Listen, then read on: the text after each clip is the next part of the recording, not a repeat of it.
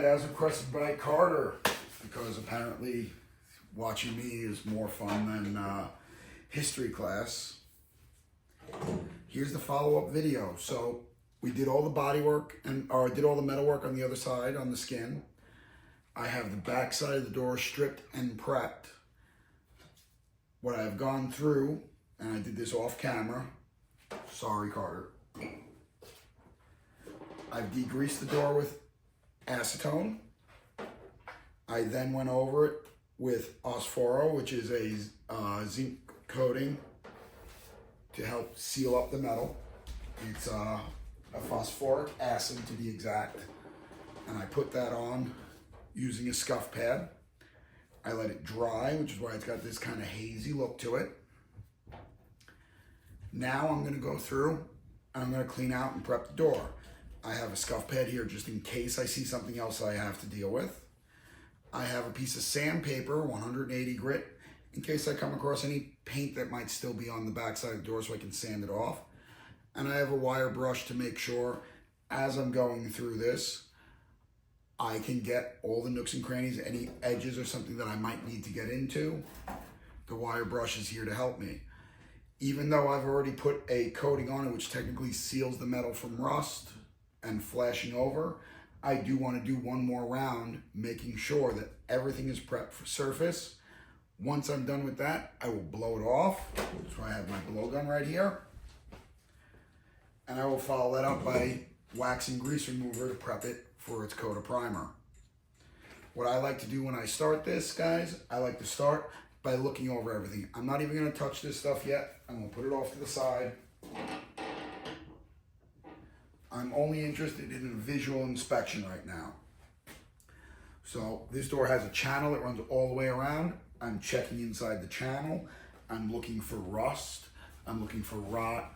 I'm looking for paint. I'm looking for tar. In this case, this channel used to have a weather strip in it, so I'm looking for rubber or glue that might be stuck in corners.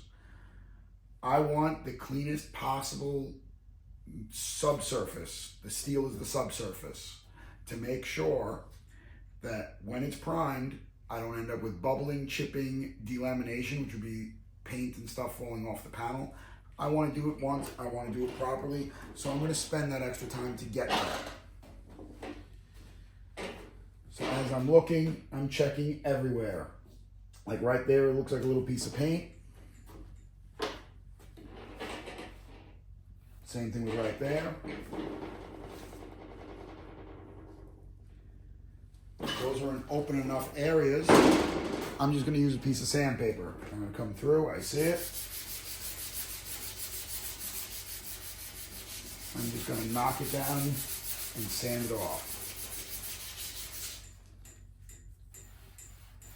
Same thing with that right there.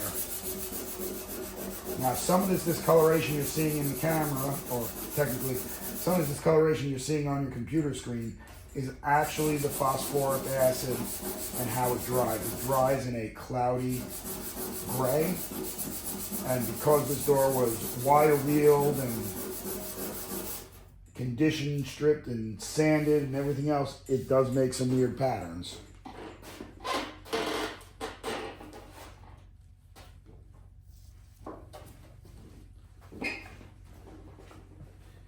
Even though this is the outside of the skin, I will also be checking across here.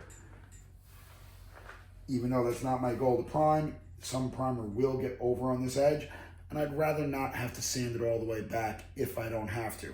So if I can let some of that primer float on that edge and save me the work on the other side, I'm gonna let it happen. Remember, the other side is still bare steel. I make sure I move the hinges around, make sure I don't have anything left on any of the sides of the hinges. And it may seem trivial because really you don't see these, but when you're trying to do something completely and correctly, you have to make sure you're thorough in your process. The more thorough you are, the better your end result will be. And that goes for anything in life, guys, not just auto body work, car work. Put your best foot forward. I promise you, it pays back. So now I kind of gone over this door before without the camera on. We're good at this stage. I know there's really not anything on there. If maybe I've seen something in these cracks that I wanted to get out of, I would use a red scuff pad. I'm going to double it up, but I'm not going to put the bent side in. I'm going to put the open end sides in. Because this is a square channel, I want to make sure I can get into those corners. So if I seen something here, I could work this channel all the way around, or however area I need to do it in. And the same thing goes for the wire brush. I have tight corners in here. I wouldn't be able to get a scuff pad in here clearly, so I might use the wire brush if I've seen something in these corners to get it out. Same thing for over here. It's a tight corner. Might not let the sandpaper or anything in right. So the wire brush can save me a lot of time, especially around hinges. The sides of hinges, the end of the hinge. This is a very, very useful tool. So with that all gone over, I can now blow it off. Now I have already lined inside the door with paper because I only want to get primer on the outside of the shell. The inside of the shell, there's no rust, there's no damage, there's no reason for me to want overspray in here. It just makes the job look a lot more unprofessional to the next person who opens the door. So for the top of the shell, I'm blowing very lightly because I don't want to blow the paper out of the door and have to reset it. Now that I'm in the channel around the front, I'll give it a little more forceful air.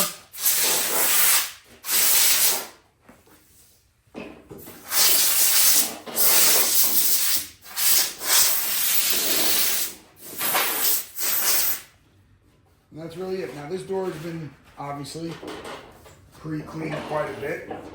Remember, if you clean it every single step as you're going, you won't have to clean a lot. You'll only be cleaning a little bit time to time. Put my air blower down because we don't need that anymore. And now it's on to its degreasing. Now it's been acetone, it's been lacquer thinner, it's been wax and grease before, it's been alcohol before. It's pretty much degreased. But I have been handling it. I have been moving it around. So I do want to go over it again and make sure that none of my surfaces are showing any signs. So in this case, I'm using a light, fast drying wax and grease remover. You might even see it dry before I'm done with the whole door. And I'm going over everything. I'm checking the corners. I'm going in around the edges here.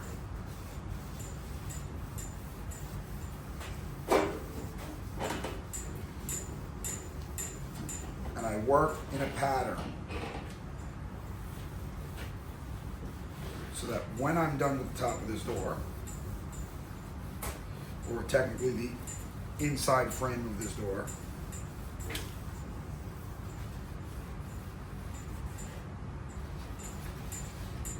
this is all done. I don't have to touch that anymore. This upper lip is all done. I don't have to touch that anymore. Now I can start doing the lower part, outer and lower part of the frame.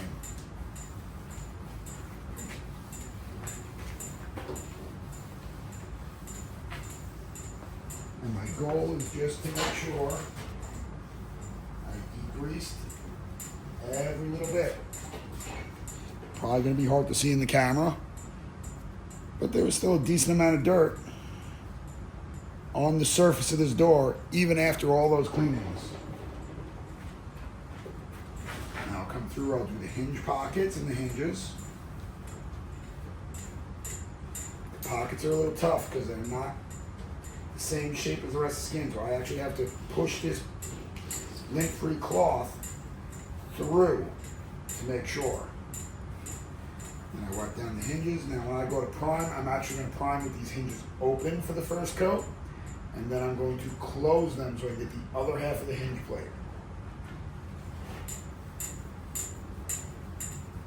So while I'm degreasing, I'm also setting myself up for success. So my hinge is down out of the way there. I'll come across, I'll do the upper hinge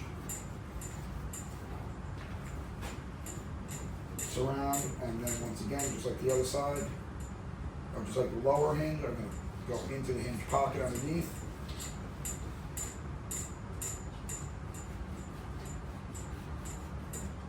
I'm going to make sure that everything is as clean as I can have it.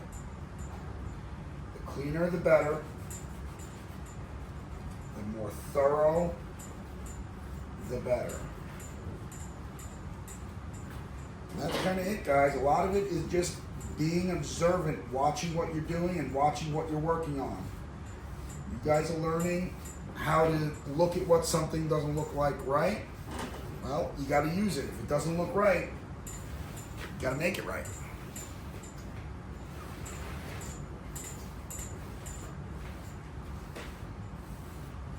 And like I said, we know there's going to be some overspray kicking down the sides. I'm going to wax and grease the bottom edge of the door, the front edge of the skin, the top edge of the skin, and the back edge of the skin.